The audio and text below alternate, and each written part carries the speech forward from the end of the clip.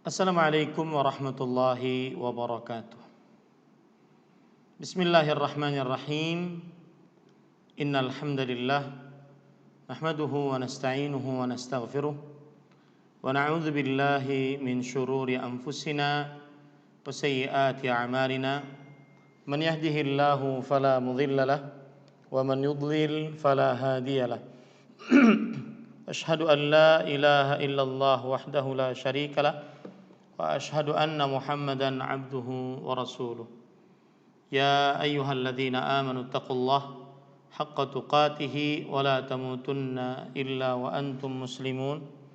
Ya ayyuhan nasu taqu rabbakumul ladzi khalaqakum min nafsin wahidah wa khalaqa minha zawjaha wa batha minhuma rijalan katsiran wa nisaa'a fattaqullaha alladzi tasaaluna bihi wal arham innallaha kana 'alaikum raqiba.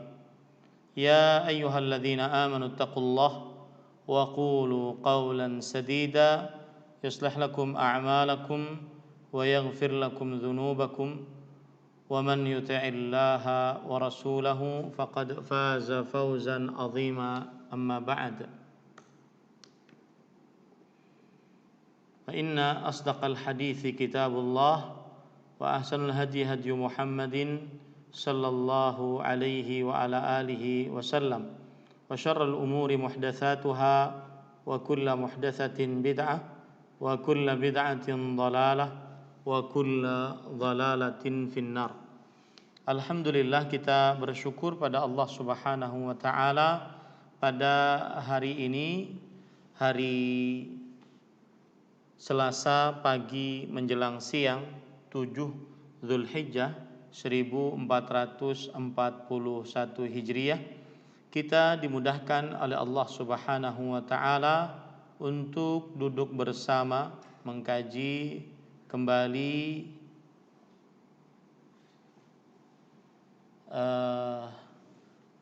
ayat-ayat suci Al-Qur'an, hadis-hadis Rasul sallallahu alaihi wa ala alihi wasallam. Salawat dan salam semoga selalu Allah berikan kepada Nabi kita Muhammad sallallahu alaihi wa ala alihi wasallam, pada keluarga beliau, para sahabat, serta orang-orang yang mengikuti beliau sampai hari kiamat kelak. Dengan nama-nama Allah yang husna dan sifat-sifatnya yang ulia, kita berdoa, Allahumma inna nas'aluka ilman nafi'an wa rizqan tayyiban wa amalan mutaqabbala.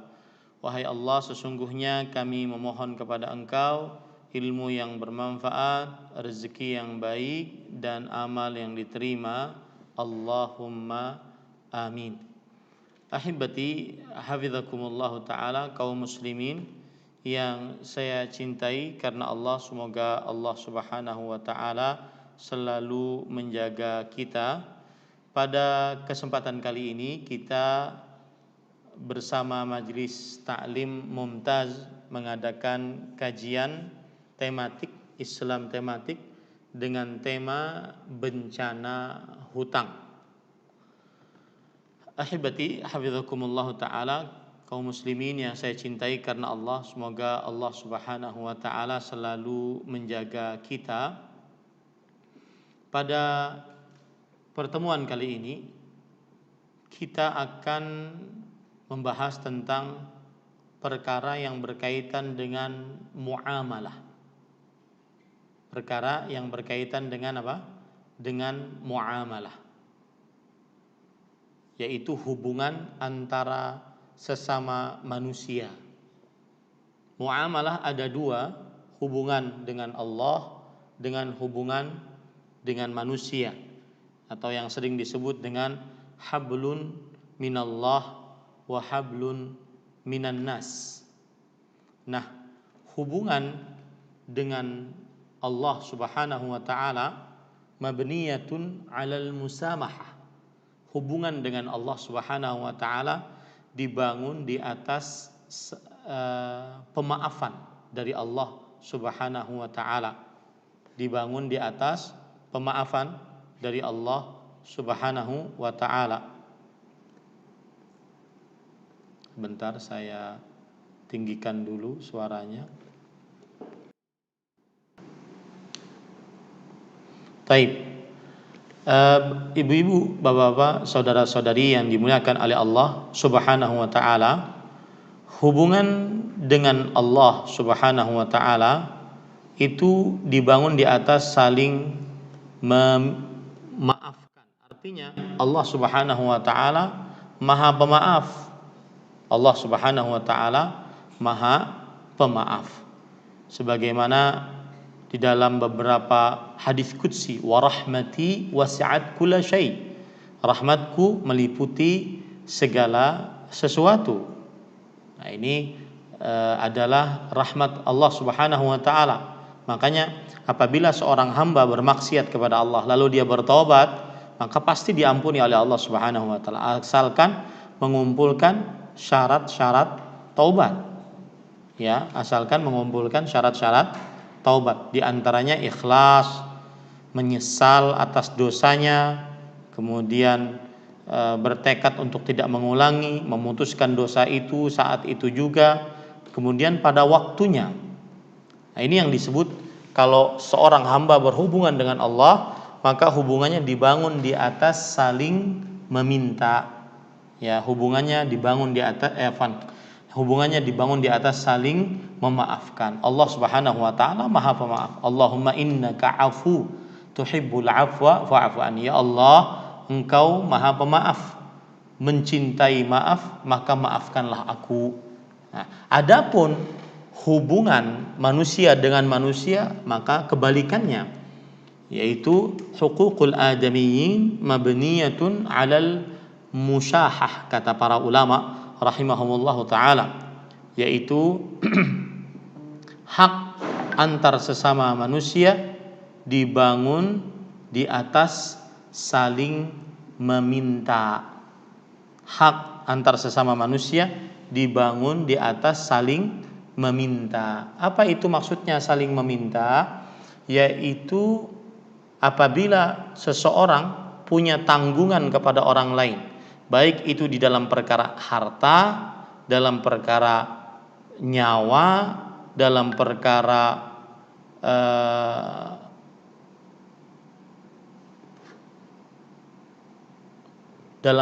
nyawa, dalam perkara harta, dalam perkara kehormatan, harga diri, maka apabila ini berbuat zalim kepada yang ini, maka nanti di akhirat dia akan dimintai pertanggungjawaban. Ya, yang ini akan dimintai pertanggungjawaban oleh ini. Itu maksudnya. Nah, termasuk di dalamnya perkara hutang. Hutang juga begitu. Huququl adamiyyin mabniyatun 'alal musyahah. Hak antar sesama muslim dibangun hak antar sesama manusia dibangun di atas saling meminta di hari kiamat. Kenapa? Karena setiap orang dari ini dan ini di hari kiamat menginginkan dia masuk surga, dan masuk surga memerlukan pahala yang banyak. Ya, bekal di hadapan Allah Subhanahu wa taala. Maka salah satu dia bekal mendapatkan pahala adalah dia mencari-cari orang yang menzaliminya, maka dia tagih agar bayar atas kezalimannya. Yang belum bayar hutang ditagih nanti di hari kiamat, karena dia harus bayar hutang. Rasulullah sallallahu alaihi wasallam bersabda, "Man kanat 'indahu madlamatun li akhihi falyatahallal minhu al-yawm qabla an la yakuna dinar wala dirham walakin bil hasanat was sayyi'at."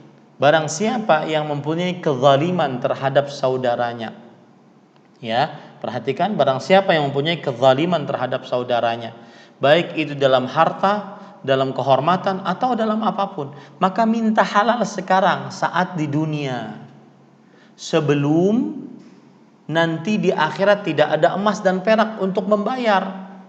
Ketika di hadapan Allah si fulan dihadapkan di hadapan Allah, tidak ada emas dan perak untuk membayar, akan tetapi bayarnya dengan pahala. Kalau ini yang mempunyai hutang, maka dia belum bayar hutangnya kepada yang ini, dia harus bayar dengan pahala. Kalau pahala yang ini habis, maka dosa yang ini ditimpakan kepada yang ini. Nah, begitu. Itu namanya huququl adamiyyin mabniyatun 'alal musyahah. Hak antar sesama manusia dibangun di atas saling meminta. Paham ya? Dibangun di atas saling meminta. Artinya saling tagih menagih karena semuanya ingin masuk surga, semuanya ingin dapat pahala yang besar agar bisa masuk surga Allah Subhanahu wa taala. Maka disinilah tak pentingnya membicarakan perkara hutang. Ya, letak pentingnya membicarakan perkara hutang. Kadang-kadang ada orang ahli ibadah, ahli sholat malam, ahli puasa sunnah, ahli tahajud, ahli sholat witir, akan tetapi dia bermasalah dengan hak manusia. Nanti dia bangkrut di hari kiamat, dikhawatirkan seperti itu. Nah, ini makanya hati-hati dengan hak manusia. Karena kalau hak Allah Subhanahu wa taala, Allah Maha Pengampun, Allah Maha Penyayang, Allah Maha Pengasih. Ya, tetapi kalau hak sama manusia, maka ini hati-hati karena manusia itu mereka di hari kiamat akan meminta pertanggungjawaban. Sampai disebutkan dalam hadis tuqadul syatil jalha minasyatil qurana, didatangkan ditarik ya seekor kambing yang patah tanduknya, ditarik di hadapan Allah Subhanahu wa taala dengan seekor kambing yang mematahkannya. Bayangkan, jangankan manusia dengan manusia, antara binatang dengan binatang akan dimintai pertanggungjawaban, ya, akan dimintai pertanggungjawaban. Makanya nanti di akhirat ada hadis juga yang menyebutkan bahwasanya lanjutan hadis tadi, hatta yuqtassa minhu, sampai diambil qisas dari kambing yang mematahkan tanduk kambing yang patah tadi. Subhanallah, ya. Makanya nanti di hari kiamat ada orang yang terbunuh. Dia membawa kepalanya. Jadi jalan dia sambil bawa kepalanya, datang ke hadapan Allah Subhanahu wa taala. Kemudian yang dibunuh atau yang membunuh didatangkan di hadapan Allah Subhanahu wa taala. Yang membunuh ini berkata, "Ya Rabb, sal hadza lima qatalani."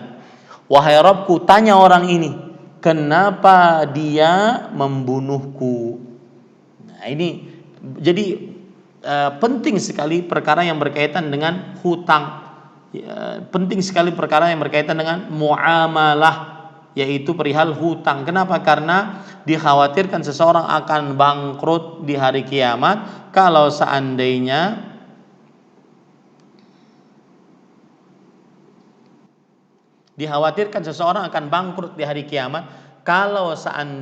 nanti dia tidak meminta halal kepada orang-orang yang dia berhutang kepadanya. Nah, dari sinilah saya mengangkat tema, yaitu tema tentang bencana hutang. Apa maksud bencana hutang?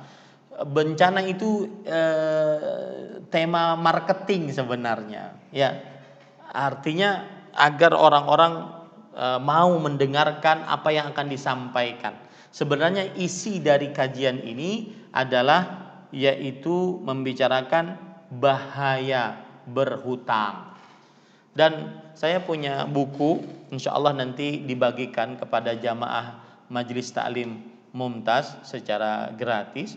Judulnya Terhina Karena Hutang. Ya, terhina karena hutang. Insya Allah kita bagikan nanti, insya Allah. Nah, dari buku itulah saya ambilkan kajian ini. Kajian ini akan membicarakan tentang bahaya berhutang, ya, bahaya berhutang. Saya akan sebutkan beberapa bahaya daripada berhutang. Yang pertama, bencana pertama atau bahaya pertama dari berhutang. Hutang, sebelumnya saya ingin menyebutkan bahwasanya hutang itu hukumnya mubah dalam agama Islam, boleh berhutang.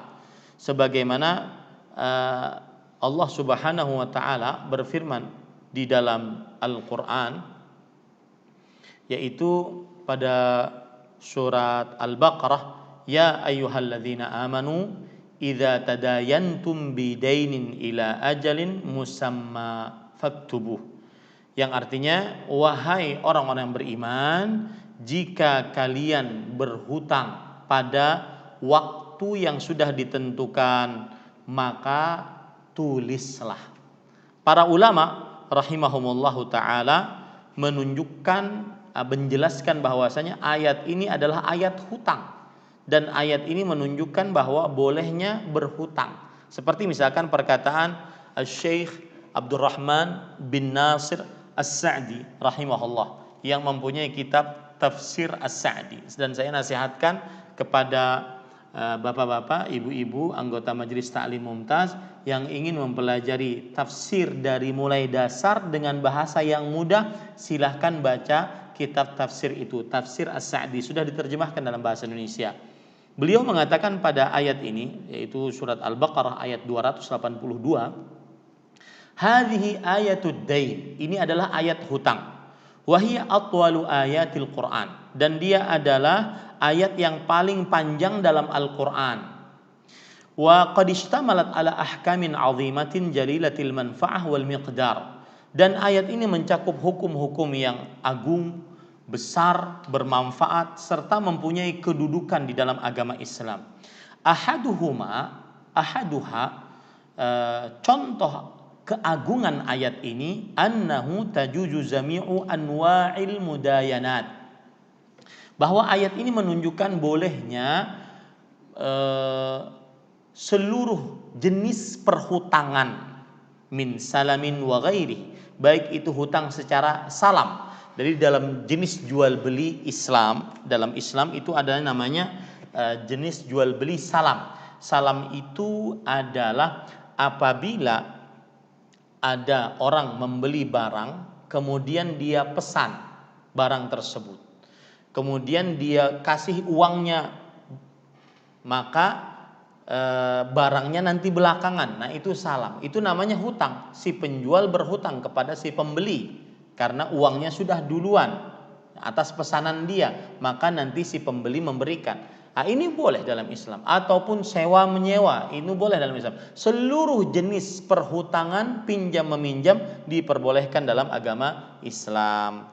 Kemudian juga perkataan dari Imam Muhammad bin Saleh Al-Utsaimin rahimahullahu taala. Beliau mengatakan bahwasanya terhadap ayat ini, surah Al-Baqarah ayat 282, wa min fawaidil ayah, dan termasuk faidah ayat adalah jawazud dain, yaitu boleh berhutang. Liqaulihi ta'ala tadayantum bidain, berdasarkan firman Allah dalam ayat tadi Al-Baqarah ayat 282, jika kalian berhutang, sawa'un kana hadzal dainu thamanu mabi', hadzal dainu thamana mabi' au qardan au ujratan au sadaqan au iwadha khulu' au ayya dainin yakun. Al-muhim anna fil ayati itsbatud daini syar'an, baik itu hutang berupa berhutang saat membeli barang, atau hutang piutang, atau sewa menyewa, atau hutang dalam mahar. Si laki-laki belum punya uang, akan tetapi dia sudah kepincut dengan seorang perempuan dan dia sudah tidak tahan untuk menikahi perempuan tersebut, maka dia datang kepada wali perempuan kemudian mengatakan, wahai bapak, saya ingin menikahi anak perempuan bapak, tapi saya tidak punya uang untuk mahar, boleh nggak saya berhutang? Nah ini boleh, ini namanya hutang, mahar ngutang, boleh saja, tapi bayar nanti ya. Au iwadha khulu', atau gantian dari khulu', seorang perempuan ingin menggugat cerai suaminya, dia ingin bercerai dengan suaminya, maka dia gugat cerai suaminya di pengadilan. Maka jika dikabulkan oleh pengadilan, suaminya mencerai istrinya, maka sang istri mengembalikan mahar yang pernah diberikan oleh suami. Ini yang disebut dengan gantian dari khulu', yaitu gugatan cerai sang istri.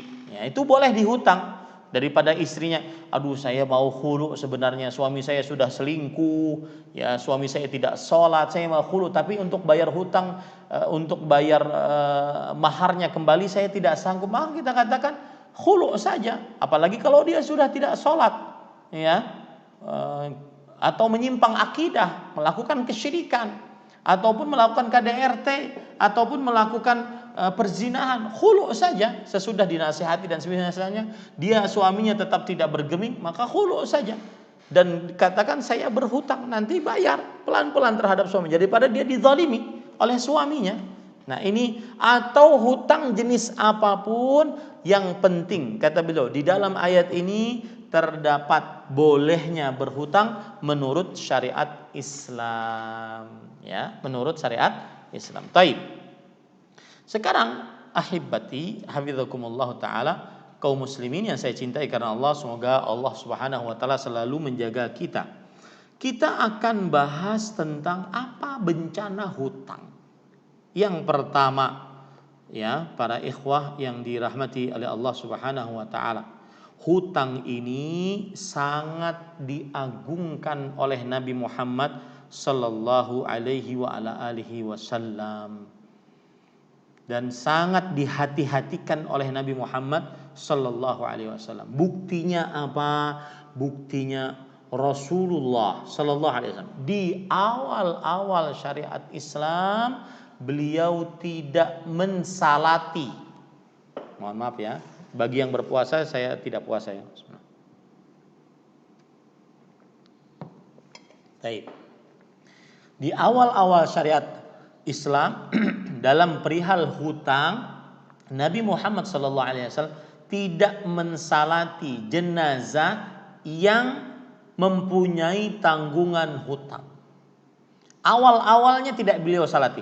Mau itu dia ada untuk bayar, artinya meninggalkan harta waris untuk bayar hutangnya, ataupun nanti ada yang menjamin hutangnya untuk dibayarkan. Yang penting di awal syariat Islam tentang hutang, Nabi Muhammad SAW apabila didatangkan di hadapan beliau jenazah yang punya tanggungan hutang, beliau tidak mau mensalatinya sebagai bentuk pengagungan Rasul Sallallahu Alaihi Wasallam terhadap hutang dan peringatan keras terhadap kaum muslimin yang pada waktu itu para sahabat Nabi radhiyallahu anhum agar tidak mudah-mudah berhutang, apalagi di zaman sekarang hanya karena gaya ngutang, ya, hanya karena gaya ngutang. Ini para ikhwah. Taib, dalil yang menunjukkan akan hal ini hadis riwayat Bukhari dari sahabat Nabi Salamah bin Al-Aqwa radhiyallahu anhu, anna Nabi sallallahu alaihi wasallam utiya bi janazah liyusalli 'alaiha, bahwa Nabi Muhammad sallallahu alaihi wasallam didatangkan jenazah untuk disolati. Kemudian beliau bersabda, hal alaihi min dain, apakah dia mempunyai tanggungan hutang? Jenazah ini yang sekarang di hadapanku ada hutangnya enggak? Maka para sahabat berkata, la, tidak wahai Rasulullah, dia tidak punya hutang. Fasalla alaih. Maka kalau dikatakan tidak punya hutang, beliau pun mensolati jenazah tersebut. Dan ketika Rasulullah sallallahu alaihi wasallam mensolati jenazah, maka ini menunjukkan keutamaan jenazah tersebut. Kenapa demikian para ikhwah? Karena sebentar, saya takut ininya habis karena saya ini ngerjainnya sendirian. Karena para ikhwah yang dirahmati oleh Allah Subhanahu wa taala, orang yang tidak disalati jenazah dia sangat merugi. Tidak disalati jenazah oleh Rasulullah SAW sangat merugi. Mungkin disalati oleh sahabat yang lain, oleh Abu Bakar, Umar, Utsman, Ali radhiyallahu anhu. Mungkin disalati jenazah oleh sahabat yang lain. Tetapi ketika Rasulullah SAW tidak mensalatinya, ini sangat merugi. Kenapa demikian? Karena berarti tidak dapat doa dari Rasulullah Sallallahu Alaihi Wasallam. Dan doa Rasulullah SAW agung, dikabulkan oleh Allah Subhanahu Wa Taala, dan sangat mempunyai maslahat untuk si mayit tersebut, ya, para ikhwan yang dirahmati oleh Allah Subhanahu wa taala. Maka ini hati-hati ya. Tsumma utiya bi janazatin ukhra. Lalu beliau didatangkan jenazah yang lain. Ya, beliau didatangkan jenazah yang lain. Kemudian beliau bertanya lagi dengan pertanyaan yang sama. Hal alaihi dain? Apakah si fulan ini punya hutang? Qalu na'am. Para sahabat mengatakan iya. Maka kata Rasulullah sallallahu alaihi wasallam apa? Shallu ala sahibikum. Silahkan salatkan atas teman kalian. Jenazah teman kalian ini salatkan. Ini menunjukkan bahwa Nabi Muhammad sallallahu alaihi wasallam tidak mau mensolati kalau seandainya ada jenazah yang mempunyai hutang, ya. Tidak mau mensolati kalau seandainya ada jenazah yang tidak mempunyai hutang. Nah, awal-awal syariat Islam seperti itu. Awal-awal syariat Islam seperti itu. Lalu lebih ringan syariatnya. Apa itu? Rasulullah SAW kemudian setiap kali datangkan jenazah, beliau bertanya, apakah dia punya hutang? Kalau dijawab iya, dia punya hutang, maka beliau bertanya lagi, apakah dia meninggalkan harta waris untuk bayar hutangnya?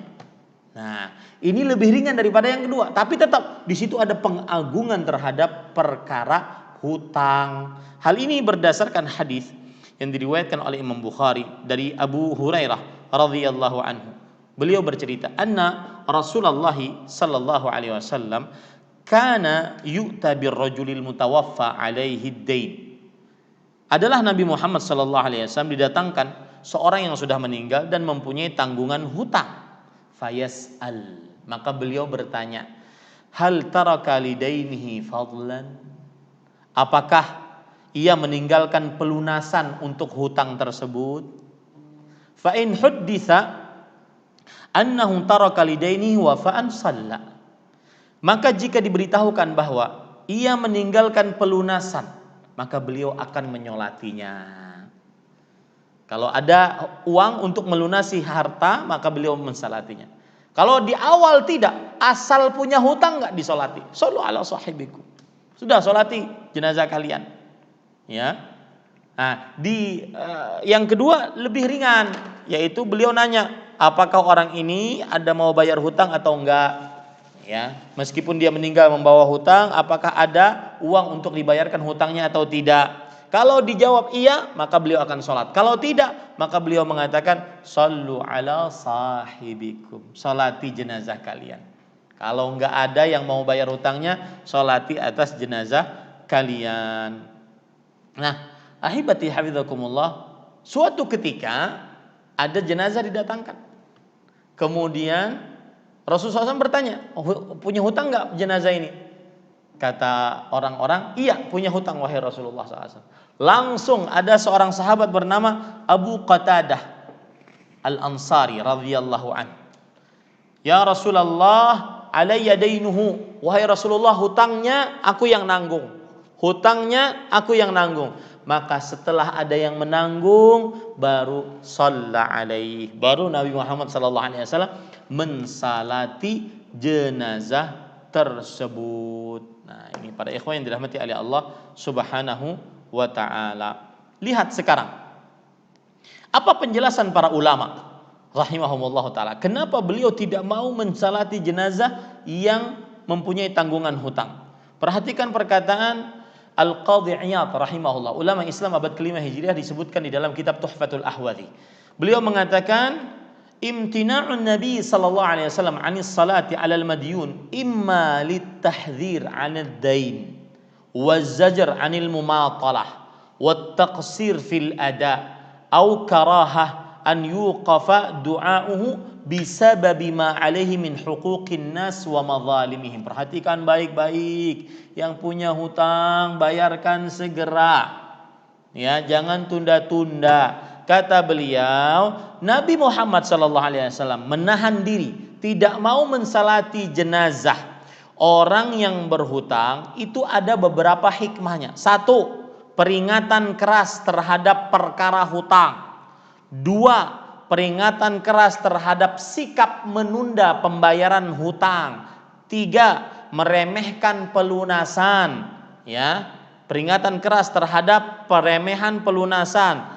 4, kebencian dari doanya tertahan disebabkan apa yang ditanggungnya dari hak-hak manusia dan kezalimannya.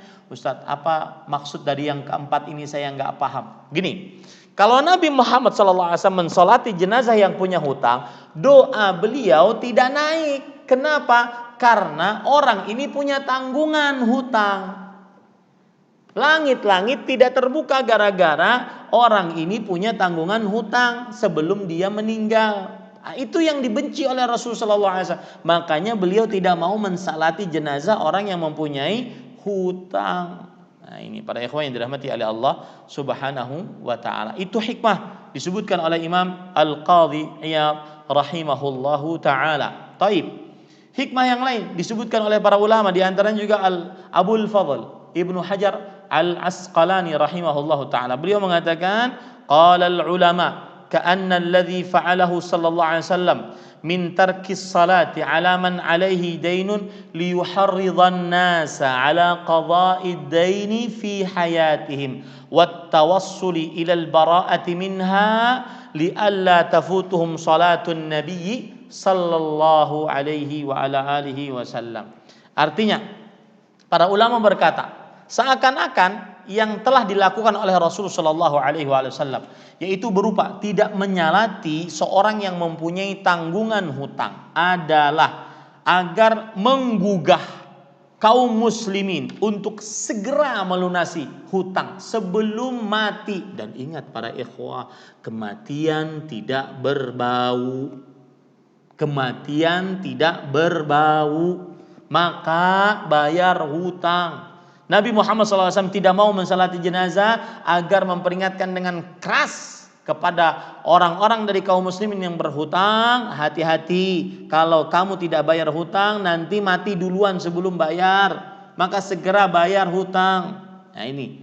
Kemudian hikmah yang lain, dan menyampaikan agar berlepas diri dari hutang tersebut, sehingga kalau seandainya dia mati tidak punya hutang dapat disolati oleh Rasulullah SAW, dapat didoakan oleh Rasulullah Sallallahu Alaihi Wasallam.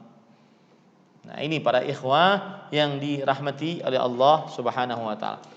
Dari situ kita bisa ambil pelajaran bencana hutang, bahwa Nabi Muhammad SAW sangat memperingatkan keras orang yang berhutang, mengagungkan perkara hutang, sampai-sampai beliau tidak mau mensalati orang yang mati dalam keadaan mempunyai tanggungan hutang. Ini satu. Yang kedua, bencana hutang yang kedua adalah Nabi Muhammad SAW meminta perlindungan dari hutang. Berarti ini menunjukkan bahwa siapa yang banyak hutangnya terutama lagi berhutang untuk sesuatu yang tidak perlu, tidak mendesak, hanya sekedar kebutuhan gaya, hanya sekedar takut dikatakan miskin, hanya sekedar ingin terlihat kaya, atau ingin memperbanyak harta, tidak mau bayar hutang tapi hutangnya di mana-mana, ingin memperbanyak harta saja. Ya, maka ini ketika Nabi Muhammad SAW meminta perlindungan kepada Allah agar terjauhkan dari terlilit hutang, ini menunjukkan hutang bencana. Bencana hutang adalah Nabi Muhammad SAW menganggap hutang tersebut bencana. Buktinya Nabi Muhammad SAW minta perlindungan dari hutang. Apa dalilnya? Dan hafal doa ini. Nanti saya akan berikan kepada Bu Rifa, ya, mohon disampaikan kepada panitia agar disampaikan doa ini agar terlepas dari hutang.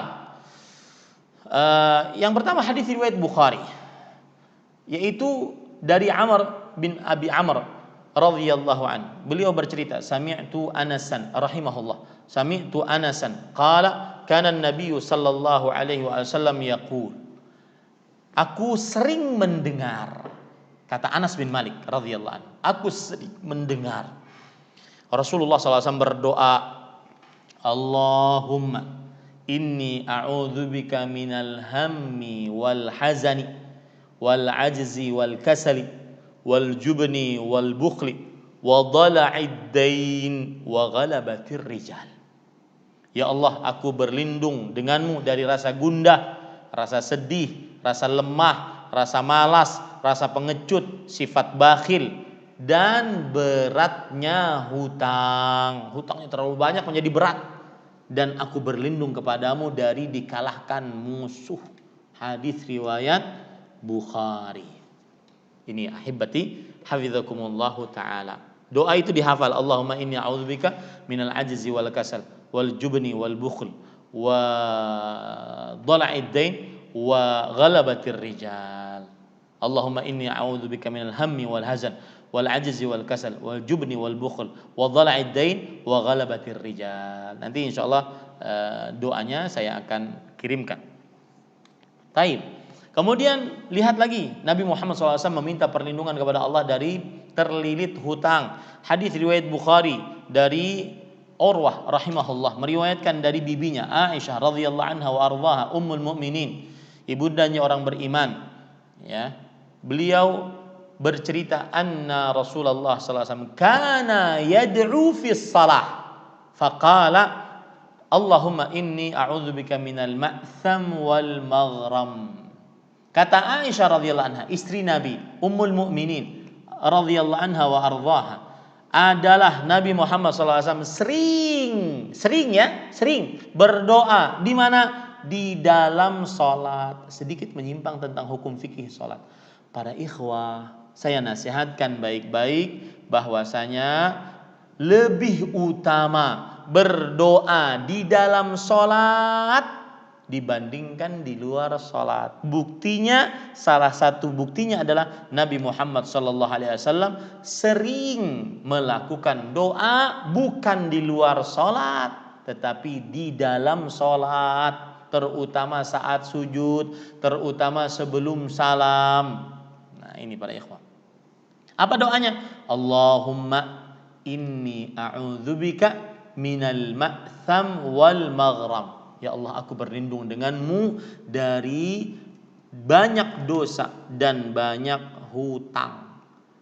Kemudian ada sahabat bertanya, ya Rasulullah, ma aktsara ma tasta'idzu minal maghram. Wahai Rasulullah, mengapa engkau terlalu sering minta perlindungan agar tidak terlilit hutang? Apa sebabnya? Nah, lihat nih. Ya. Apa sebabnya? Maka Nabi Muhammad sallallahu alaihi wasallam menjawab, "Innar rajula idza gharima haddatsa fakadzaba wa wa'ada fa akhlafa." Lihat bencana di sini. Seorang kalau terlilit hutang, kalau ngomong pasti dusta. Kalau janji pasti ingkar janji. Ngomong pasti dusta. Kalau janji pasti ingkar janji. Ini para ikhwah yang dirahmati oleh Allah Subhanahu wa taala. Jadi tukang hutang pasti pendusta dan pasti ingkar janji, pengkhianat. Kalau orang yang suka berhutang pasti seperti itu. Pasti pendusta, pasti pengkhianat. Pendusta saat berbicara, ya, pengkhianat terhadap janji. Ini para ikhwan yang dirahmati oleh Allah Subhanahu wa taala. Itu bencananya. Lihat Nabi Muhammad SAW minta perlindungan yang lain. Di dalam hadis riwayat Imam An-Nasa'i dari Abdullah bin Amr bin As radhiyallahu anhuma, anna Rasulullah sallallahu alaihi wasallam kana yad'u biha ula'is salawat, biha ula'il kalimat. Allahumma inni a'udzubika min ghalabatid dain wa ghalabatil adu wa syamatatil a'da. Kata Abdullah bin Amr bin As radhiyallahu anhuma bahwa Rasulullah sallallahu alaihi wasallam sering, lihat ya, sering terus ini, sering. Karena kalau dalam bahasa Arab itu kana adalah fi'il madhin naqis. Kata pasten yang kurang. Apabila setelahnya kata yad'u yaitu fi'il mudhari', kata present, kerja present yang sedang terjadi, maka menunjukkan yadullu ala tikrar wal kasrah, menunjukkan kepada sering diulang-ulang dan banyak melakukan seperti itu. Maka di sini disebutkan kana yad'u, sering beliau, berulang-ulang beliau berdoa dengan doa-doa ini. Allahumma inni a'udzubika min ghalabatid dain. Ya Allah, aku berlindung denganmu dari beratnya hutang. wa ghalabatil adu, dan dikalahkan musuh, wa syamatatil a'da, dan keburukan para musuh. Dari hadis Anas ini, para ikhwan yang dirahmati oleh Allah Subhanahu wa taala, kita ambil pelajaran bahwasanya Nabi Muhammad sallallahu alaihi wasallam minta perlindungan dari berhutang. Kenapa? Karena hutang itu adalah bencana. Ya, karena hutang itu adalah bencana. Baik. Lihat penjelasan-penjelasan para ulama rahimahumullahu taala. Kenapa beliau minta perlindungan dari hutang, padahal beli hutang boleh dalam Islam, sebagaimana yang sudah saya sebutkan di awal tadi. Ya, sebelum saya lanjutkan, saya suka sekali ngulang-ngulang agar tulisan lengkap. Yang pertama saya sebutkan dalam kajian ini dari menit pertama, satu, pentingnya pembahasan muamalah antar sesama manusia. Sudah saya jelaskan itu. Satu. Yang kedua, hukum berhutang dalam Islam. Hukum asalnya boleh. Yang ketiga, bencana-bencana dalam hutang. Kita sudah sebutkan dua bencana. Yang pertama, Rasulullah sallallahu alaihi wasallam tidak, di awal syariat, tidak mau mensalati jenazah orang yang punya hutang. Dan para ulama rahimahumullah taala mengatakan boleh saja siapa yang kedudukannya dipanuti, kiai besar, imam besar dipanuti, kemudian didatangkan kepadanya orang yang berhutang, jenazah orang yang berhutang, maka boleh dia untuk tidak mensalatinya sebagai peringatan keras bagi kaum muslimin yang lain agar jangan bermudah-mudah dengan hutang. Yang kedua, bencana hutang adalah Nabi Muhammad SAW minta perlindungan dari hutang. Karena hutang adalah bencana. Tidaklah dimintai perlindungan kepada Allah dari hutang kecuali karena hutang itu adalah bencana. Bismillah.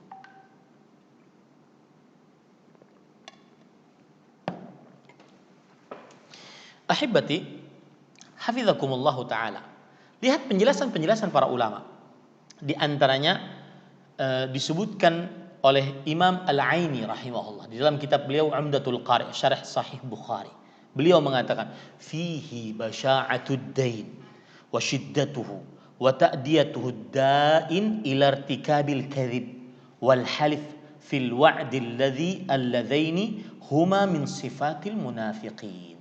Tadi kita sudah jelaskan poin kedua, boleh berhutang. Tapi kenapa Nabi Muhammad SAW minta perlindungan dari hutang? Kata Imam Al-Aini rahimahullah, di dalam hadis ini menunjukkan buruknya hutang, beratnya hutang, serta hutang menyebabkan melakukan dusta, berkhianat terhadap janji, yang mana dusta dan khianat ini adalah dua sifat yang sangat dominan dimiliki oleh orang-orang munafik. Dua yang sangat dominan dimiliki oleh orang-orang munafik. Lihat lagi, beliau juga menjelaskan, para ikhwan yang dirahmati oleh Allah Subhanahu wa taala. Kata beliau, fihi wujubul isti'adzati minad dain li'annahu yushinu fid dunya wal akhirah. Artinya, di dalam hadis tadi terdapat kewajiban minta perlindungan dari hutang. Maka saya berpesan, terutama majelis taklim yang mengadakan kajian ini, majelis taklim Mumtaz yang mengadakan kajian ini, hati-hati, sering-sering minta perlindungan dari hutang. Meskipun Anda sekarang mungkin kaya raya, meskipun Anda sekarang hidup nyaman, lapang, jangan lupa minta perlindungan dari hutang agar dilindungi dari hutang. Kenapa? Kata Imam Al-Aini rahimahullah, li'annahu yushin fid dunya wal akhirah.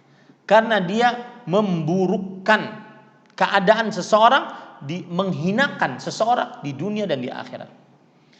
Kemudian beliau mengatakan, wa an ibni Umar radhiyallahu taala anhuma anin Nabi sallallahu alaihi wasallam annahu qala ad-dainu rayatullahi fil ard fa idza arada Allah an yadhilla 'abdan aw wada'ahu fi 'unuqihi, rawahu al-Hakim wa qala sahihun ala syarti Muslim. Dan ada sebuah riwayat, kata Imam Al-Aini, perhatikan baik-baik, terutama yang banyak hutang. Ya, hanya sekedar gaya, ingin rumah mewah, ingin rumah megah, mobil mewah, harta bertumpuk ruah, dia banyak berhutang. Kata Abdullah bin Umar radhiyallahu anhu meriwayatkan dari Nabi Muhammad sallallahu alaihi wasallam, hutang adalah bendera Allah di atas muka bumi. Hutang adalah bendera Allah di atas muka bumi. Barang siapa yang diinginkan oleh Allah seseorang hamba untuk dihinakan, maka Allah akan letakkan hutang di lehernya. Hadis riwayat Imam Hakim dan hadisnya sesuai dengan syarat sahih Muslim. Ini ahibati hafizakumullahu taala. Ya. Jadi bencana hutang ada pada di situ.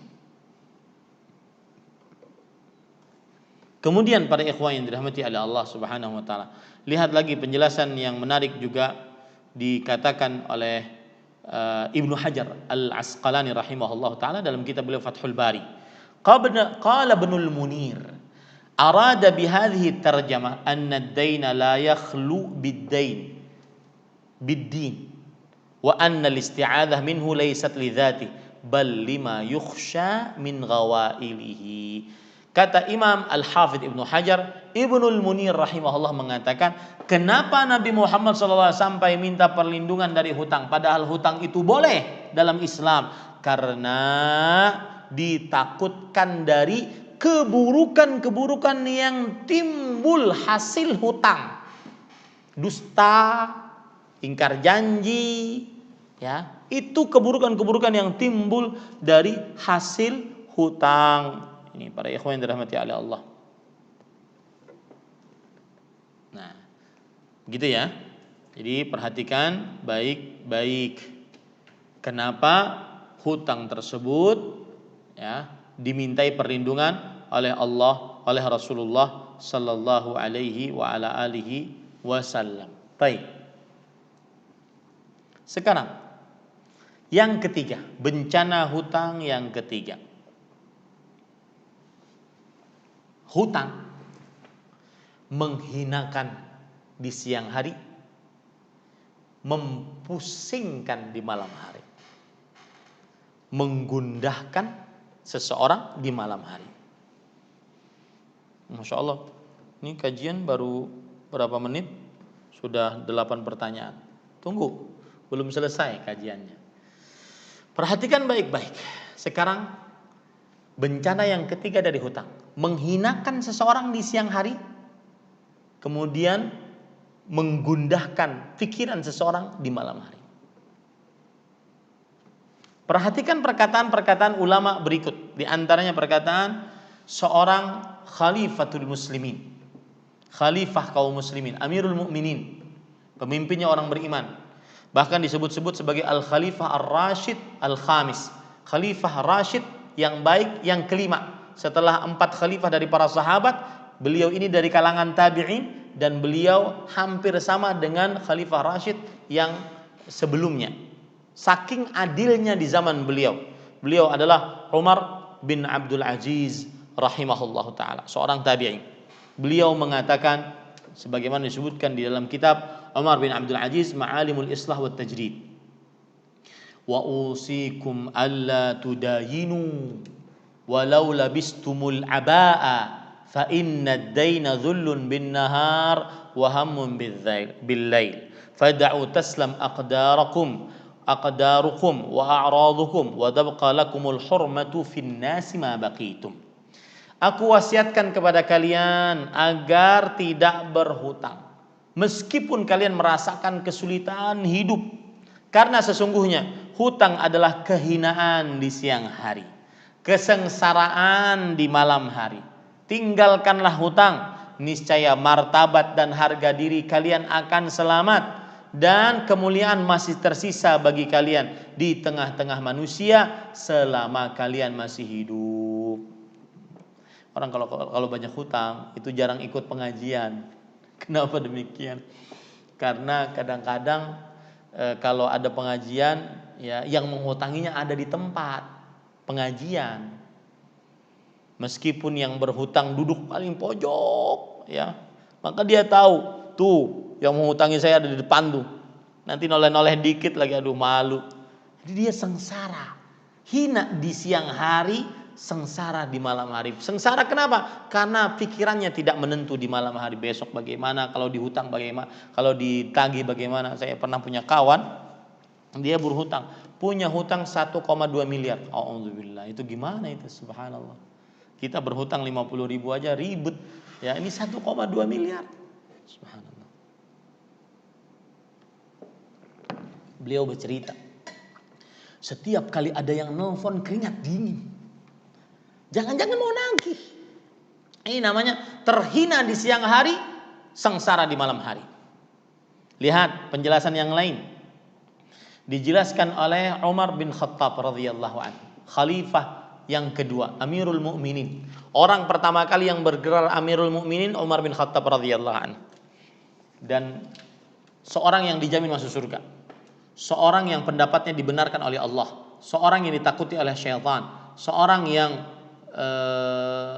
kalau seandainya ada seorang nabi sepeninggal Rasul sallallahu alaihi wasallam, maka dia adalah Umar bin Khattab radhiyallahu anhu. Lihat perkataan beliau disebutkan di dalam kitab Al-Aqdul Farid. Beliau ra'a Umar bin Al-Khattab radhiyallahu anhu rajulan mutaqanni'an. Faqala lah kana Luqmanul Hakim yaqul al-qina'u ribatun bil-lail dhullun bin-nahar. Faqala ar-rajul inna Luqman al-Hakim lam yakun alaihi dain. Allahu akbar. Perhatikan baik-baik. Kata Umar bin Khattab radhiyallahu anhu, beliau pernah melihat seorang laki-laki memakai surban dengan cara benar-benar ditutup mutakannya. Surbannya tertutup, cuma 2 matanya saja kelihatan. Surban jenis ini biasanya dipakai oleh para orang Arab apabila ingin bepergian jauh, ya, apabila ingin bepergian jauh. Rasanya saya pernah punya gambarnya, ya.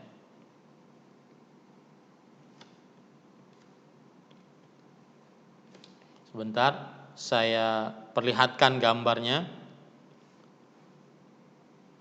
agar bisa dipahami dengan baik, ya, apa yang dimaksud dengan mutaqanni'.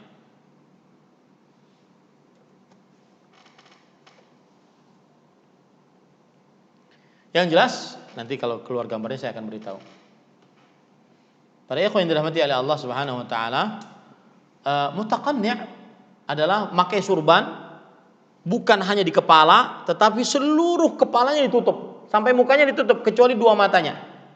Maka Umar bin Khattab radhiyallahu anhu berkata kepada orang tersebut sambil menyindir, Luqman al-Hakim yang disebutkan dalam Al-Quran namanya, seorang hamba saleh, berkata, al-qina'u, memakai surban dengan cara taqannu', menutupi seluruh wajah, kepala kecuali 2 mata, itu apabila di malam hari dilakukan itu disangka maling, menimbulkan kecurigaan. Dan apabila dipakai di siang hari, maka itu menimbulkan kehinaan. Kenapa? Karena tidak mau ketemu orang. Maka orang yang memakai tadi mengatakan, beritahukan kepada Luqman al-Hakim, kalau seandainya orang punya hutang begini, dia mungkin gak punya hutang. Lihat, subhanallah. Ya, ahibati hafizakumullah, hutang membuat hina di siang hari. Lihat lagi para ikhwan yang dirahmati oleh Allah Subhanahu wa taala, timbul perkataan dari Syekh Abdul Karim Al-Khudair hafizahullah taala, seorang ulama besar masih hidup di abad sekarang, abad ke-15 Hijriah, salah satu anggota majelis ulama besar kerajaan Arab Saudi dan salah satu anggota panitia tetap untuk fatwa dan riset ilmiah di kerajaan Arab Saudi. Beliau mengatakan di dalam kitab beliau Syarah Bulughul Maram, lihat, wala syakka anna ad-daina kama yaqulu ahlul ilm dhullun bin nahar wa hamun bil lail. Tidak diragukan sebagaimana perkataan para ulama bahwa hutang menghinakan di siang hari dan membuat sengsara di malam hari. Ya, sudah kita bahas tadi. Hatta qala ba'dhum, sampai sebagian orang mengatakan, sebagian ulama mengatakan, annahu ma dakhala ad-daini fi qalbi rajul illa kharaja min aqlihi biqadrihi ma la ya'udu ilaih. Yang artinya bahwa tidaklah hutang masuk ke dalam diri seseorang, maka sebesar hutangnya, sebesar itu pula akalnya keluar, hilang akalnya gara-gara hutang, yang tidak akan mungkin kembali lagi. Ad-dainu dhullun bila syak. Lihat ya, bagaimana hinanya orang yang berhutang. Hutang tidak diragukan, dia adalah kehinaan. Wad-dainu sahibun ma'rufun 'alaik. Orang yang berhutang kepadamu, orang yang paling kamu kenal. Orang yang menghutangimu, orang yang paling kamu kenal. Seperti yang saya ungkap tadi. Nih misalkan si fulan nih berhutang, hadir di pengajian, dia duduk paling pojok. Tapi dia tahu yang menghutanginya di depan sana, depan ustadz. Dia tahu, oh itu tuh pecinya begitu. Orang yang menghutangimu, orang yang paling kamu kenal, paling kamu ingat, paling kamu ketahui. Ya. Walau rafa'a sautahu 'alaika law adzaka ma ahadun yalumuh. Kalau seandainya orang yang menghutangimu mengangkat suaranya di hadapanmu, kalau seandainya orang yang menghutangimu mencacimu, maka tidak ada seorang pun yang mencela orang yang menghutangimu tersebut. Lihat ya. Ta'ridu nafsaka lil ihanah, gara-gara hutang kamu meletakkan dirimu dihinakan. Ta'ridu nafsaka ahyanan lil hijr, gara-gara hutang maka uang kamu diatur oleh pemerintah. Jadi dalam hukum Islam itu ada namanya hijr. Hijr itu artinya adalah seorang yang berhutang, kalau seandainya dia tidak mau bayar hutang, maka pemerintah turun tangan. Kalau seandainya menghutanginya ngadu kepada pemerintah, pemerintah turun tangan. Maka pemerintah nanti akan mengatur, oh ini buat makan kamu sebulan, sisanya bayarkan hutang. Gara-gara hutang, uang seseorang diatur oleh pemerintah. Wa ta'ridu nafsaka ahyanan lisijni wat ta'dib. Gara-gara hutang, seseorang meletakkan dirinya di penjara. Ya, gara-gara hutang. Famithlu hadzal insan fi ghunyatin anhu wallahu musta'an. Orang yang seperti ini sangat sedih sekali keadaannya. Nah, ini ahibati hafizakumullahu taala. Itu bencana hutang yang ketiga. Orang yang berhutang terhina di siang hari, kemudian orang yang berhutang sengsara di malam hari. Ya, terhinanya, sengsaranya sudah saya jelaskan tadi. Dari perkataan-perkataan para ulama rahimahumullahu taala. Yang keempat, bencana hutang, yaitu orang yang berhutang ditahan dari masuk surga.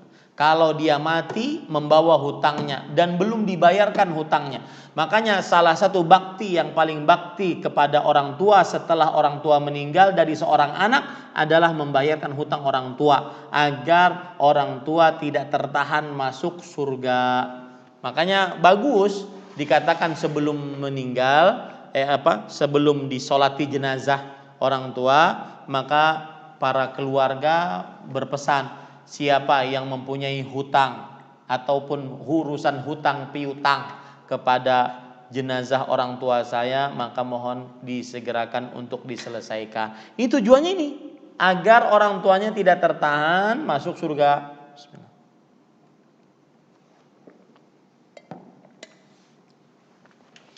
Dalil yang menunjukkan akan hal ini, hadis yang diriwayatkan oleh Imam Ahmad, disahihkan oleh Imam Al-Albani rahimahullahu taala dari Samurah bin Jundub radhiyallahu anhu. Beliau bercerita, kunna ma'an Nabi sallallahu alaihi wasallam fi janazah. Faqala, "Aha huna min bani fulani ahadun?" Faqalaha thalatha. Faqama rajul faqala lahu an-nabiy sallallahu alaihi wasallam, "Ma mana'aka fil marratayn al-ulayayn an takuna ajabtani, amma inni lam unawwih bika illa li khairin, inna fulanan li rajulin minhum mata innahu ma'surun bidainihi." Qala qala qad ra'aitu ahlahu wa man yatahazzanu lahu qadu anhu hatta ma jaa ahadun yatlubuhu bi syai'. Samurah bin Jundub radhiyallahu anhu bercerita, kami pernah bersama Rasulullah sallallahu alaihi wasallam di hadapan seorang jenazah. Lalu beliau bersabda, apakah di sini ada seorang dari Bani Fulan, dari Bani Fulan? Ya, adakah seorang dari Bani Fulan, Bani Fulan?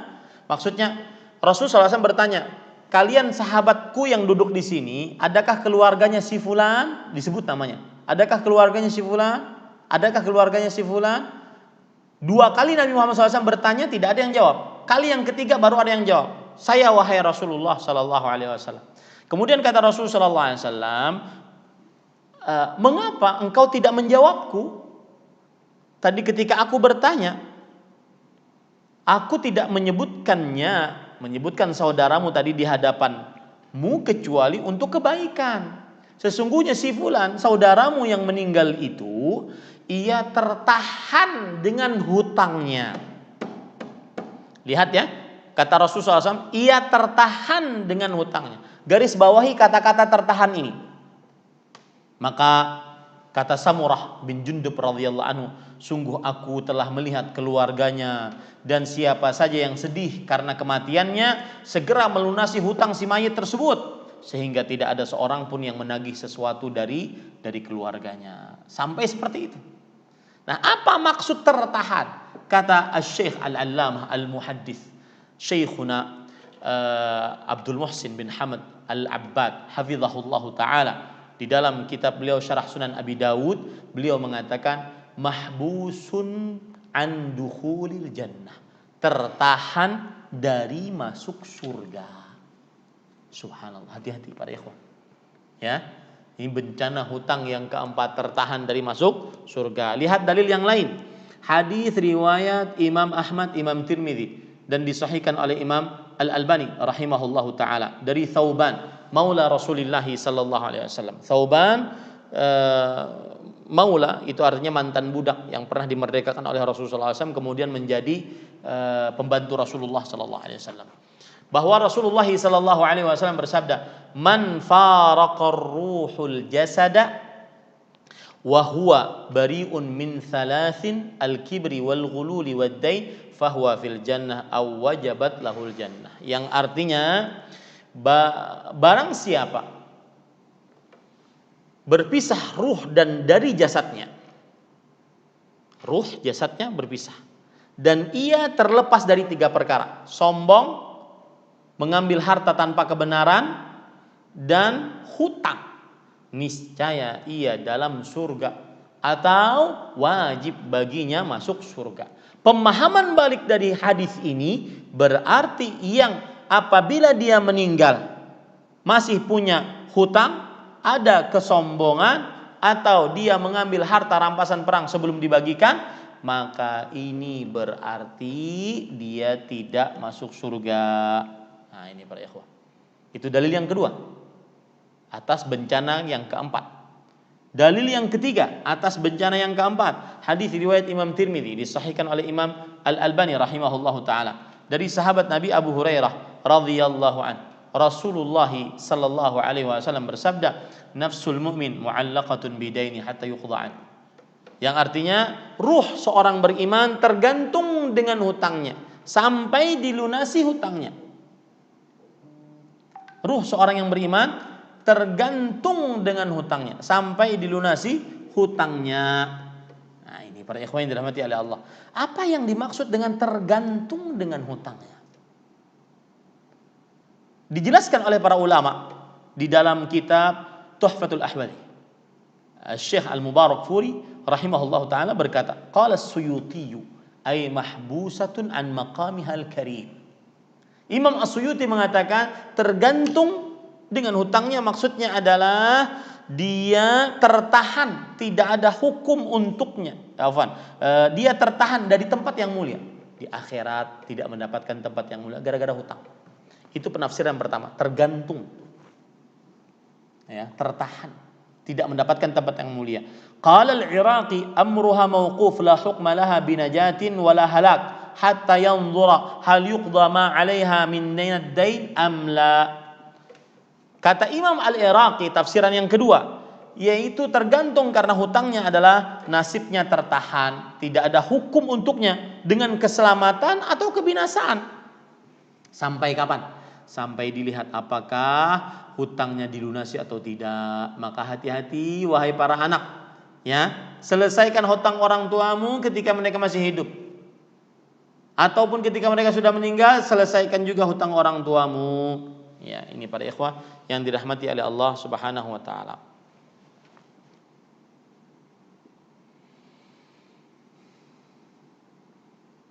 Lihat perkataan Imam Al-Mula Ali Al-Qari rahimahullah.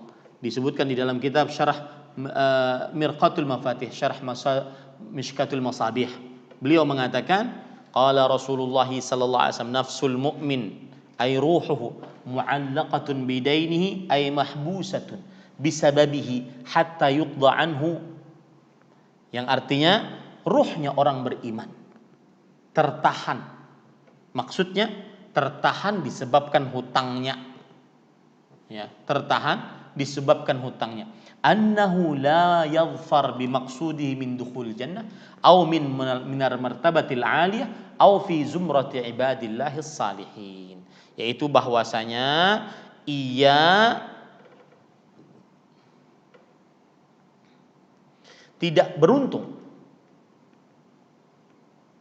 bermaksud ingin masuk surga atau mendapatkan kemuliaan, tempat yang mulia, atau tergolong hamba-hamba Allah yang saleh. Dia tidak dapatkan itu semua gara-gara hutang. Maka saya katakan para ikhwah, hati-hati ya, yang ahli ibadah tapi banyak hutang, dikhawatirkan nanti bangkrut di hari kiamat gara-gara pahala dari amal ibadahnya dia bagi-bagikan kepada orang yang pernah dia hutangi dan dia belum bayar. Wallahu a'lam. Nah, ahibati hafizakumullah taala. Ada hadis yang lain yang menunjukkan bahwa bencana keempat hutang adalah tertahan dari masuk surga. Yaitu hadis riwayat Imam Ahmad, disahihkan oleh Imam Al-Albani rahimahullahu taala, yaitu dari Uqbah bin Amir radhiyallahu anhu. Beliau bercerita, inna Rasulullah sallallahu alaihi wasallam yaqul la tukhifu anfusakum ba'da amniha. Qalu wa ma dzaka ya Rasulullah ad-dain. Artinya Rasulullah SAW bersabda, janganlah kalian takuti diri kalian setelah amannya. Jangan kasih takut diri kalian setelah dia aman. Para sahabat bertanya, bagaimana menakuti diri kita wahai Rasulullah? Dengan hutang. Nah ini, ya, dengan hutang. Itu adalah bencana yang keempat. Bencana yang kelima, orang yang berhutang gara-gara hutangnya tidak diampuni dosanya.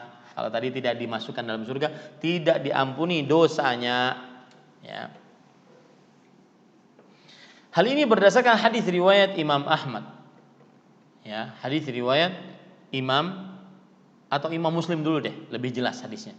Dari Abdullah bin Amr bin As radhiyallahu anhuma, Rasulullah sallallahu alaihi wasallam bersabda, "Yughfaru lisyahid kulla dzambin illa ad-dain." Yang artinya, orang yang mati syahid di medan pertempuran diampuni dosa-dosanya seluruhnya kecuali hutang. Subhanallah. Hutang akan diampuni saat sudah dibayar. Orang yang berhutang akan diampuni saat hutangnya sudah dibayar.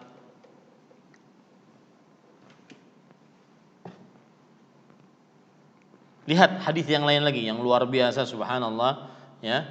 Hadis yang diriwayatkan dari Abu Qatadah bin Da'amas, Abu Qatadah Al-Ansari radhiyallahu anhu, bahwa ada Rasulullah sallallahu alaihi wasallam bersabda, "Annal jihada fi sabilillah wal imana billahi afdalul a'mal." Jihad di jalan Allah dan iman kepada Allah amalan paling utama. Lalu ada orang bertanya, "Ya Rasulullah, ara'aita in qutiltu fi sabilillah tukaffaru anni khataayai?" Wahai Rasulullah, kalau aku ikut medan pertempuran, lalu aku mati di dalamnya, apakah dosa-dosaku diampuni? Maka Rasulullah SAW bersabda, "Na'am.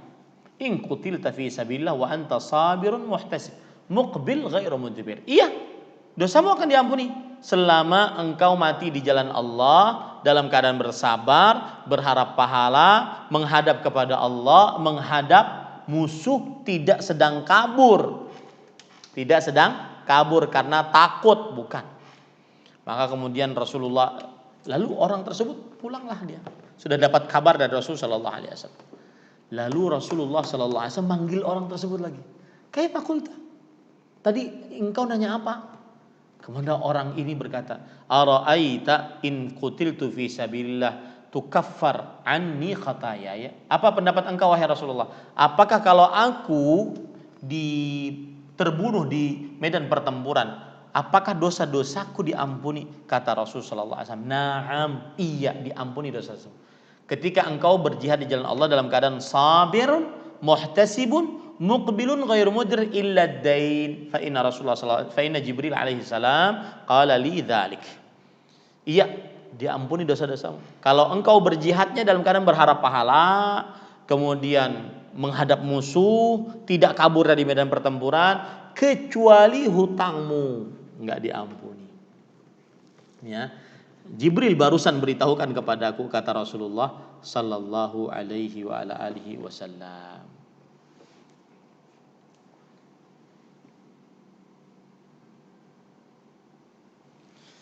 Nah, hadis ini ada penjelasan yang menarik dari Imam Nawawi.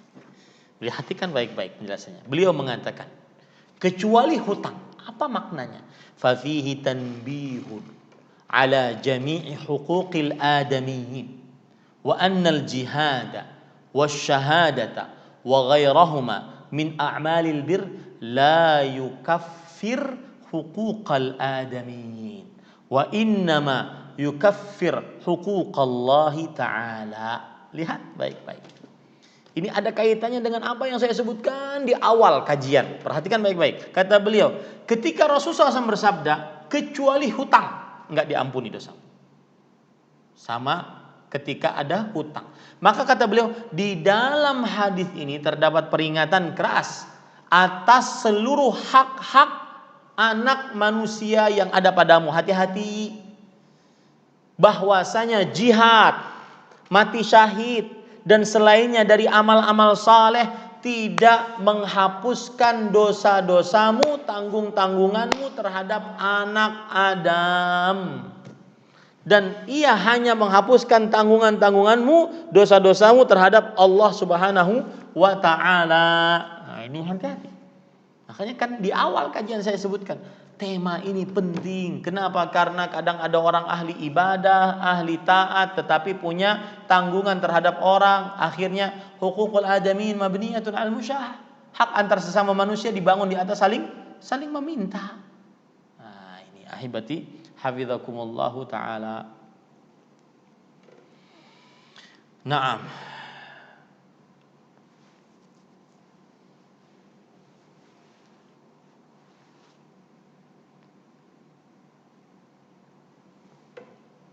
Baik, para ikhwan yang dirahmati oleh Allah Subhanahu wa taala, termasuk bencana tadi sudah saya sebutkan. Poin pertama yang kita bicarakan adalah pentingnya tema hutang. Karena dia berkaitan dengan hak antar sesama manusia. Saya sudah jelaskan itu.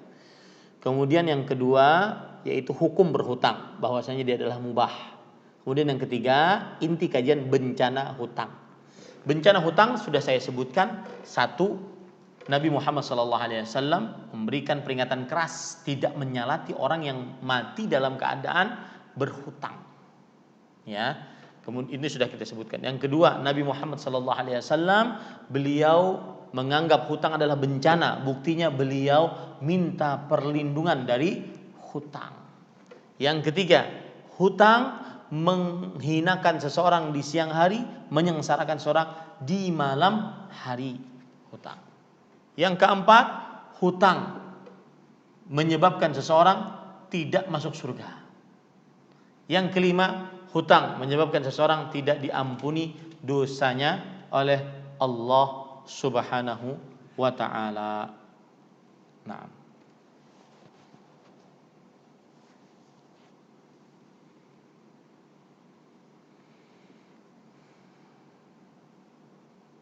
Nah, itu kira-kira ahibati hafizakumullah taala yang bisa saya sampaikan tentang kajian kali ini. Sudah hampir 1 jam 30 menit, ya, 1 jam 30 menit. Sebentar saya lihat apakah masih ada materinya atau tidak, ya.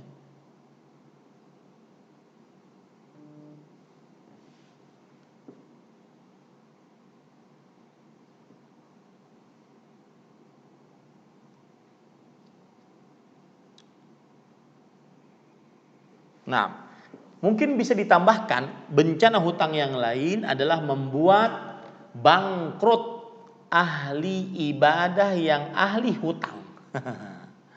Ya, membuat bangkrut ahli ibadah yang ahli hutang. Ini bencana yang lain yang terakhir, ya. Bencana yang lain yang terakhir di dalam kajian ini. Taib. Apa dalil-dalilnya? Di antara dalilnya adalah hadis riwayat Bukhari dari sahabat Nabi Abu Hurairah radhiyallahu anhu bahwa Rasulullah sallallahu alaihi wasallam bersabda, "Man kanat lahu madlamah li ahadin min irdhihi aw syai'in falyatahallal minhu al-yawm qabla an la yakuna dinar wala dirham wa in kana lahu amalun salih ukhidha minhu biqadri madlamatihi wa in lam takun lahu hasanatun ukhidha min sayyiati sahibi fahumila alaihi." Yang artinya Abu Hurairah radhiyallahu anhu meriwayatkan Rasulullah sallallahu alaihi wasallam bersabda, barang siapa yang mempunyai kezaliman, ya, untuk seseorang dan berupa kehormatannya atau sesuatu apapun. Kehormatannya menzalimi orang, kehormatannya menghibahnya, menghinanya, merendahkannya, kehormatannya atau sesuatu apapun termasuk hutang, maka hendaklah ia minta halal dari orang yang dia zalimi tersebut hari ini. Sebelum nanti di akhirat tidak ada 1 dinar dan dirham pun. Jika ia mempunyai amal saleh, maka niscaya akan diambil darinya sesuai dengan kezalimannya. Jika ia tidak mempunyai amal saleh, maka niscaya diambil dari dosa orang yang dizaliminya dan diberikan kepada orang yang menzalimi. Nah, ini para ikhwan yang dirahmati oleh Allah. Ya, ini bahaya dan bencana hutang, yaitu membuat orang-orang ahli ibadah, ahli hutang itu bangkrut karena dia harus bagi-bagi pahala. Begitu juga hadis tentang muflis. Ya, hadis tentang muflis yaitu orang yang bangkrut di hari kiamat. Kata Rasul sallallahu alaihi wasallam, "Innal muflisa min ummati", sesungguhnya orang yang bangkrut di hari kiamat dari umatku adalah man ya'ti yaumal qiyamah bi salatin wa siyamin wa zakatin. Orang yang datang pada hari kiamat dengan pahala salat, pahala puasa, pahala zakat, waqad syatama hadza wa qadhafa hadza wa akala mahala hadza. Sungguh tetapi dia sudah menghina si fulan, menuduh si fulan, memakan harta si fulan, meneteskan darah si fulan, memukul si fulan. Fayu'ta hadza min hasanati wa hadza min hasanati. Maka orang yang dizaliminya tersebut diberikan pahalanya kepadanya.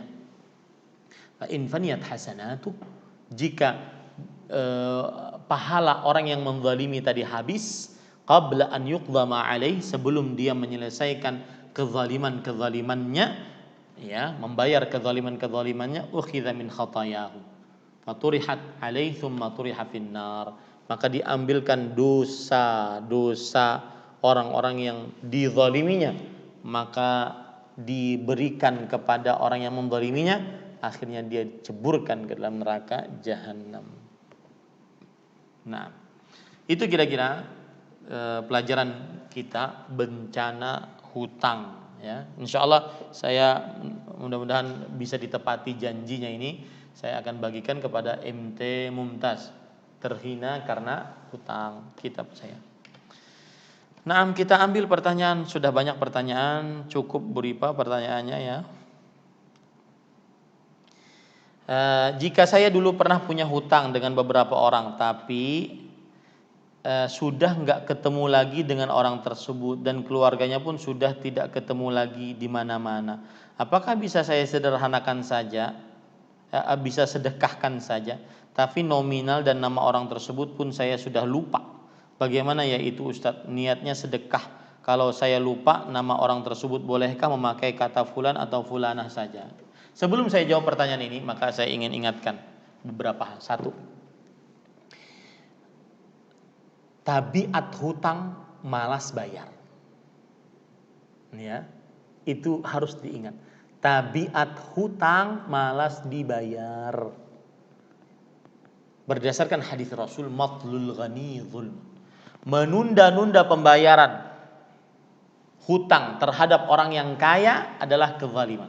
Atau orang kaya menunda-nunda pembayaran itu adalah kezaliman. Makanya hutang tabiatnya adalah menunda-nunda dibayarkan. Yang kedua,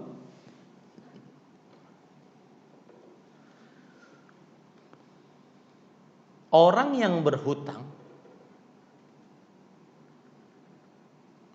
bukan yang kedua ya, saya ingin menjelaskan tadi juga, misalkan kita berhutang 10.000, ya 10.000, 50.000, gara-gara ada sesuatu saja di jalan, itu saja sudah malas untuk kita, untuk sebagian orang bayar hutangnya, sudah malas dia untuk bayar hutang.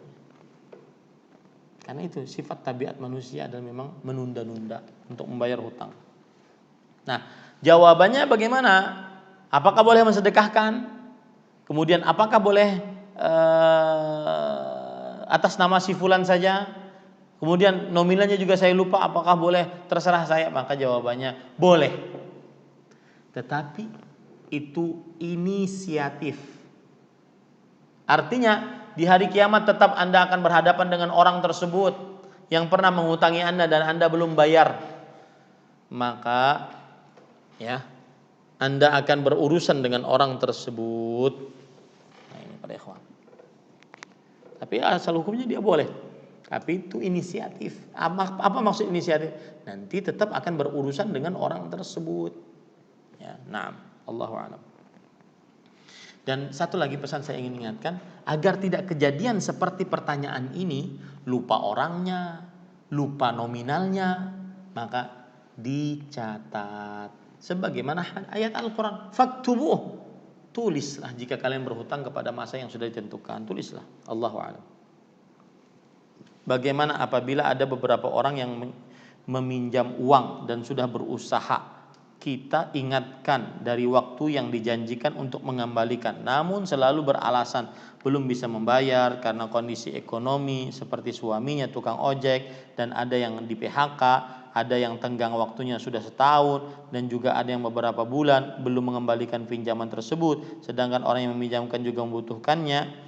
Mohon nasihatnya, apa yang sebaiknya dilakukan? Yang sebaiknya dilakukan adalah yaitu paling utama nih, yang paling utama yaitu menghalalkan hutang orang yang berhutang kepada kita. Ini kalau seandainya dia sanggup, karena Rasulullah SAW bersabda, kana rajulun min bani Israel yudayinun nas. Ada seorang lelaki dari bani Israel, dia saudagar kaya, suka menghutangi orang-orang. Fa idza ra'a mu'siran, jika dia melihat orang yang susah bayar hutang, maka dia mengatakan, qala li fityanihi tajawaz anhu la'alla Allah an yatajawazana. Maafkan orang tersebut yang susah bayar hutang tersebut. Semoga Allah Subhanahu wa taala memaafkan kita. Maka kata Rasulullah sallallahu alaihi wasallam, fatajawazallahu an. Maka Allah pun memaafkan dosa-dosa orang tersebut. Maka saya nasihatkan bagi yang tidak terlalu memerlukan uang dari orang yang berhutang kepadanya, maafkan saja, bebaskan, urusan kita selesai di akhirat. Ya, apalagi dijamin surganya oleh Allah, dosa-dosanya diampuni oleh Allah Subhanahu wa taala. Allahu a'lam. Apabila ada yang berhutang kepada kita, bagaimana yang lebih? Tetapi sebelumnya, kalau seandainya dia ingin menagih, boleh saja. Dan menunggu lebih utama sebagaimana ayat Al-Qur'an, wa in kana dzu usrah fanadhiratun ila maisarah. Jika sulit bayar hutang, maka tunggu sampai dia mampu. Allahu a'lam. Apabila ada yang berhutang kepada kita, bagaimana yang lebih baik di hadapan Allah? Menagih atau terus mengingat hutangnya atau mengikhlaskan hutangnya tersebut? Sudah saya jawab ya, membebaskan hutangnya. Dijamin surga loh. Adapun nagih boleh, ya, menunggu boleh, dan itu dapat pahala karena sudah mengutangi orang, sudah nunggu orang yang sulit bayar hutang dapat pahala. Tapi lebih berpahala lagi apabila dia membebaskan, karena diampuni pasti dosa-dosanya oleh Allah Subhanahu wa taala. Nah, ada yang masih punya hutang namun beliau mau berkurban, manakah yang harus diutamakan? Maka jawabannya adalah karena waktu berkurban sudah dekat, maka dia silahkan berkurban, tapi nanti setelah berkurban dia bisa menyicil hutangnya. Wallahu alam.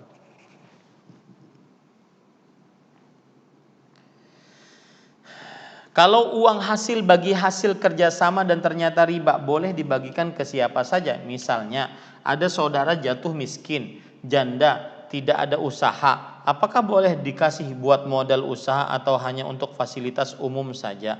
Maka jawabannya adalah riba itu harus dipisahkan dari harta seseorang. Nah, nanti ketika memisahkannya, dialokasikannya kemana? Khilaf di antara para ulama. Ada yang mengatakan dialokasikan kepada hal-hal yang dihinakan oleh manusia, jalan, jembatan, WC umum dan semisalnya. Ada yang mengatakan bahkan untuk mensedekahi atau untuk membangun masjid pun boleh. Wallahu alam, saya lebih condong kepada pendapat bahwasanya apabila uang riba dikeluarkan, maka pada saat itu lebih baik digunakan untuk hal-hal yang dihinakan. Itu lebih baik karena uang riba. Karena orang-orang jahiliyah di zaman dahulu mereka melakukan praktek riba, tapi ketika melakukan renovasi dan juga perbaikan terhadap Masjidil Haram, maka mereka tidak menggunakan harta riba mereka. Allahu a'lam. Apakah janji kita kepada seorang juga termasuk di dalam hutang? Bagaimana kalau kita lupa akan janji tersebut? Maka al-wa'du dain, kata para orang bijak.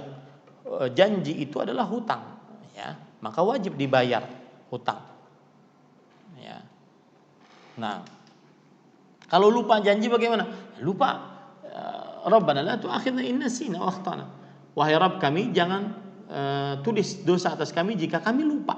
Lupa tidak berdosa, ya, tetapi pura-pura lupa, membiasakan lupa, ini yang tidak boleh, karena setiap janji adalah hutang. Allahu a'lam.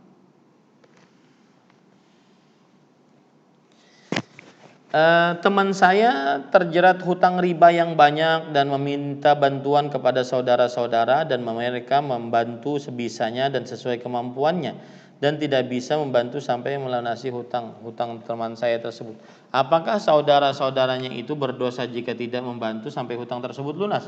Solusi apa yang harus dilakukan oleh teman saya dengan permasalahan terjerat riba? Maka jawabannya, saudara-saudaranya tidak berdosa, bahkan dapat pahala karena menolong saudaranya untuk melepaskan diri dari riba. Kemudian solusi apa agar bisa terjerat dari riba? Bangun kepercayaan, agar dia dipercaya orang sehingga dia bisa meminjam uang dari orang tersebut sehingga dia bisa melunasi ribanya. Sedangkan orang ini dia pinjami uangnya tidak dalam keadaan akad transaksi riba. Allahu a'lam. Jadi bangun kepercayaan. Ancaman-ancaman tentang hutang tersebut berlaku juga kepada anak yang sudah bekerja tapi suka ingkar janji, suka melupakan bayar hutang kepada orang tuanya. Semuanya. Kecuali orang tuanya menghalalkan. Bapak saya masih hidup, saya pinjam uang. Saat bapak saya masih hidup, saya pinjam uang untuk membeli rumah. Sudah dicicil 70%, dan apakah sisa yang 30% saya cicil bayar kepada ahli waris saudara-saudara yang lain? Iya, betul, dibayar. Itu adalah harta ahli waris. Ya, piutang yang dimiliki oleh si mayat itu harta ahli waris, wajib dibagikan. Harta warisan yang belum diselesaikan termasuk hutang sehingga si mayit tertahan. Apakah harta warisan yang belum diselesaikan sehingga termasuk hutang sehingga si mayit tertahan? Maka jawabannya adalah yang paling patut dilakukan ketika seorang yang meninggal adalah dibagikan harta warisnya. Nah, apakah si mayitnya berdosa? Maka tidak. kalau seandainya belum dibagikan harta warisnya. Karena yang berdosa adalah ahli-ahli waris yang belum membagikan dengan maksimal. Allahu a'lam. Jika anak tidak mengetahui ibu rahimahullah pernah berhutang kepada orang yang alamatnya sudah tidak diketahui dan sampai sekarang belum dibayar karena ketidaktahuan tersebut, apakah ruh ibu masih digadaikan? Bolehkah si anak niatkan sedekah untuk membayar hutang-hutang tersebut? Nah, ini pertanyaannya agak kontradiktif. Kenapa? Si anak tidak mengetahui ibu pernah berhutang. Berarti asal hukumnya memang tidak punya hutang. Ya. Kalau ternyata nanti dia punya hutang, ternyata si ibunya itu punya hutang tetapi anaknya tidak tahu, ya sudah selesai. Nanti ibunya yang bertanggung jawabkan. Ya. Allahu a'lam. Karena asal hukumnya tidak punya hutang berarti. Jika seseorang punya hutang, waktu mau membayar ternyata sudah hutangi, yang hutangin bilang sudah mengikhlaskannya. Tapi kita kan tidak tahu dia benar-benar ikhlas atau hanya omongan saja. Bagaimana Ustadz, apa hutang tersebut bisa disedekahkan lagi saja atau dengan kata-kata ikhlas tadi sudah membebaskannya orang yang berhutang. Masalah ikhlas itu urusan yang menghutangi. Yang penting terkeluar dari mulut yang menghutangi, saya sudah halalkan. Selesai, itu urusan kita, selesai sudah. Ikhlas enggak ikhlas itu urusan yang menghutangi, itu urusan dia dengan Allah Subhanahu wa taala. Tetapi urusan kita dengan dia yang menghutangi kita selesai dengan kata saya sudah halalkan. Jadi nggak usah dikorek-korek lagi. Ustaz, kayaknya nggak ikhlas dia, ngomonginya cemberut dan semisal. Bukan urusan Anda. Allahu a'lam. Ketika masih kecil saya pernah mengambil uang ibu tanpa sepengetahuannya. Apakah itu juga hutang? Itu bukan hutang, itu nyuri. Itu bukan hutang, wahai saudara, itu nyuri, wajib dikembalikan, minta halal dari ibu. Jika saya menggantikannya sekarang, apakah harus memberitahu ibu tentang perilaku buruk? Iya, ya, maka kembalikan dan minta halal. Tidak harus untuk diberitahukan, Bu, ini uang curian saya dulu, saya bayar sekarang, saya kembalikan. Bukan, ini Bu, mohon diterima dan saya minta halal kalau seandainya pernah ngambil harta ibu. Nah, gitu saja. Ya, Allahu a'lam. Apakah dana riba boleh membayar hutang seseorang yang terlilit hutang? Maka jawabannya dana riba, ya. Allahu a'lam. Silahkan tanya kepada ahli ekonomi, Ustadz Dr. Erwandi Tarmizi, Ustadz Dr. Muhammad Arifin Badri, Ustadz Aminur Bais LC, Ustadz Dr. Firanda Andirja, hafizahullah taala. Silahkan tanya itu. Allahu a'lam. Gimana Ibu Rifa? Cukup atau lanjut? Ini sudah 1 jam 30 menit. Di sini sekitar setengah jam lagi azan zuhur. Lanjut atau bagaimana? Pertanyaan-pertanyaannya?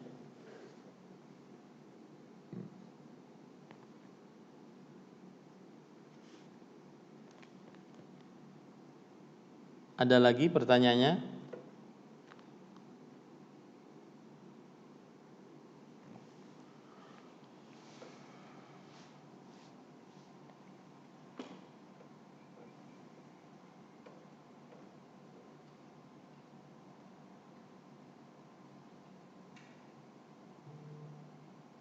Ya, alhamdulillah cukup Ustadz, kata panitia.